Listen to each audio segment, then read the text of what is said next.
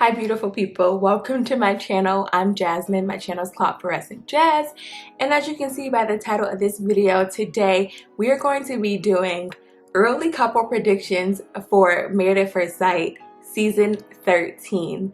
Now at first I was not interested in this season at all. Like after last season I was like, we need a break from dealing with these couples in Married at First Sight, and so I was not interested in season 13. But I was like, you know, let me just watch a couple episodes and see what I'm thinking. And I know a lot of people are like, this season is boring, next. But for some reason I am invested in this season and I want to see what happens with all of these couples, which is why I'm doing couple predictions today. Now normally I do couple predictions at the end of the seasons. Well, at least I did that for season 11 and season 12, but I thought it would be interesting to have initial thoughts on the couples and what and who I think will stay together, and then I'm gonna also predict who is going to say yes on decision day at the end of the season. So make sure you're subscribed for that. Not even gonna lie, after the track record that Married at First Sight has had, I don't have too much hope for any of these couples, but at the end of the day I am still an optimistic person, so I do think I'm coming from that lens a little bit more. And also I consider myself not hopeless romantic, but a hopeful romantic. But anyway, I'm not gonna blabber on. Let's get into my thoughts on these couples and who. All right, so we'll start with Zach and Michaela. So based off of the weddings and how things are going so far in the honeymoon until Zach gets COVID, they seem to be doing really well. They seem to have hit it off really well, but we know from the season preview that Hurricane Michaela is coming, and when Hurricane Michaela comes, I don't know if Zach is going to be able to handle all of that. And why is Hurricane Michaela going to come? I'm super curious, and I don't think that they are going to say yes on decision day. Zach seemed like someone who was ready to get married, and I really don't think that he was ready to get married based off of the fact that he was 27, had never been in love, and his longest relationship was 9 months.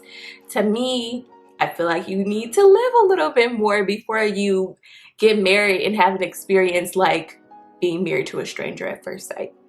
Anyway, we also have Michaela, the life of the party, crazy girl, and it just seems like, especially based off of the last episode and her just being so upset with not being able to be with Zach because he has COVID, she just seems like a little bit selfish in terms of like her expectations for a marriage, and it just seems like things are gonna blow up between them. I'm super curious as to like what's gonna happen with them and why we're gonna see Hurricane Michaela, but I do not see them saying yes on decision day.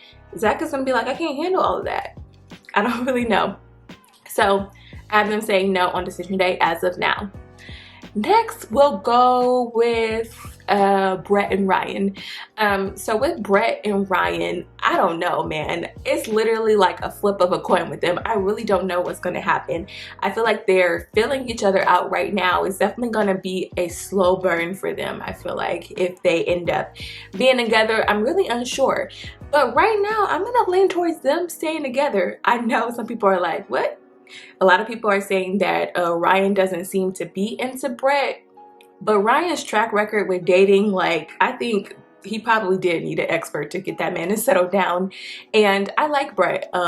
Brett seems to be cautious, but she seems to be like open and really trying to, you know, get to know Ryan, which is not the easiest thing to do.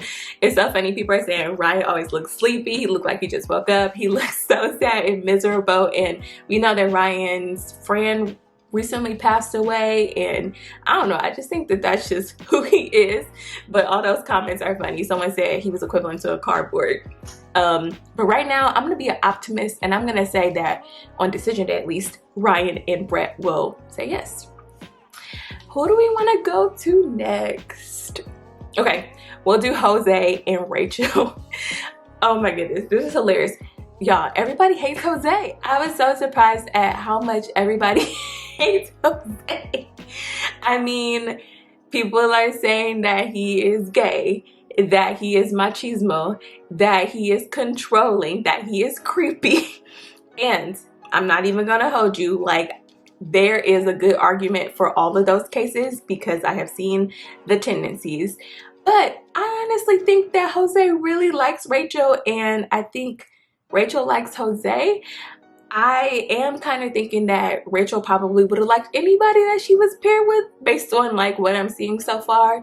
But it seems like they're building like a good foundation, but Jose just needs to tone it down a little bit. Like, he's just like over the top with it. And if anything, I feel like Rachel is going to get sick and tired of being smothered. Like, the PDA is like off the charts, and I love seeing love, but like, it is a little bit much, and I can see how Jose could be a controlling person. So hopefully they have those conversations and Rachel like is assertive in like her needs and her boundaries in the relationship, and I think that there is potential there. Yeah, so I feel like they do have potential to make things work.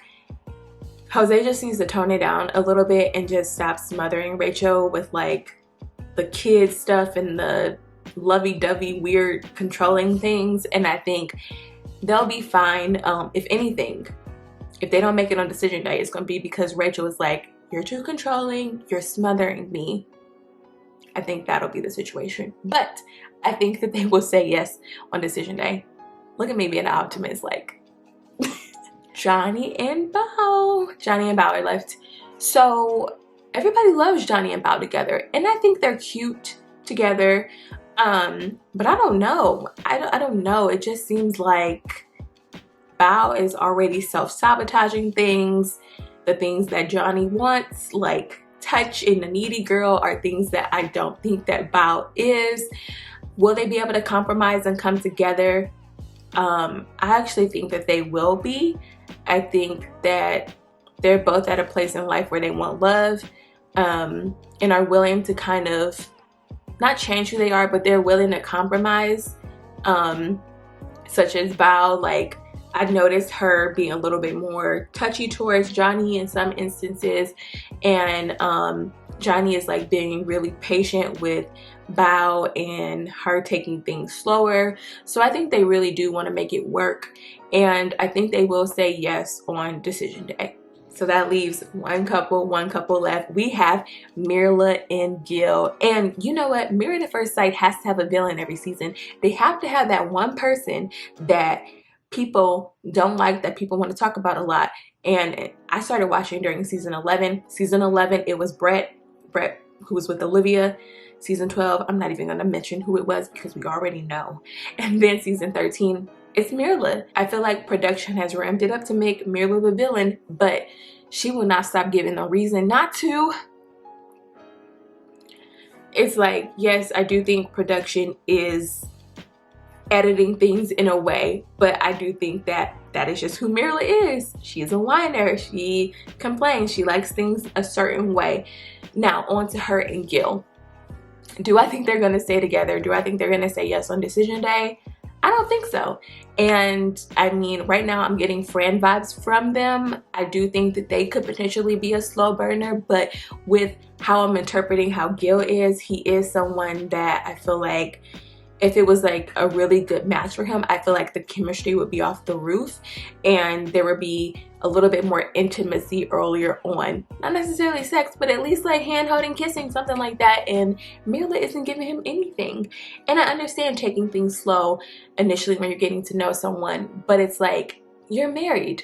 And if you're really attracted to this person and you really want to see it through with this person for the long term, what's wrong with like giving that person a kiss earlier on? You know? She said like, oh, I never kiss people within 3 or 4 dates, but it's like, you're still single, none of that works, so why not try something different if you really can see yourself with this person? And I think Gill is gonna get fed up. Gill is a very patient person, but there's only so much patience you can take. I will say this, I actually like Mirla. I know I'm in the minority, but I like Mirla. She knows who she is. She knows what she wants. But does that mean that it's enough to stay in this marriage? Probably not. So yeah, I wish them the best and we'll see. So recap, I said that Michaela and Zach will not stay together on decision day, as well as Mirla and Gill, all the rest of the couples actually said that they would say yes on decision day. Does that mean that they're going to say yes long term? We all know from season 12 that probably isn't the case. But like I said, I'm feeling optimistic, and I'm curious to know you all's thoughts. Like, who do you think is going to stay together? Who do you think is going to say no on decision day? Who needs to be together? Who doesn't need to be together? I want to hear all the tea. And make sure you subscribe to my channel, because I will be doing an updated version of who will say yes on decision day as the season progresses and goes through, because I'm really interested. And please, no spoilers. Don't tell me what's gonna happen or what you saw. I want to watch the season for myself and be that person who's like, ooh, what are they gonna do? Because that makes it more interesting. Like, thank you all for watching my video. Take care.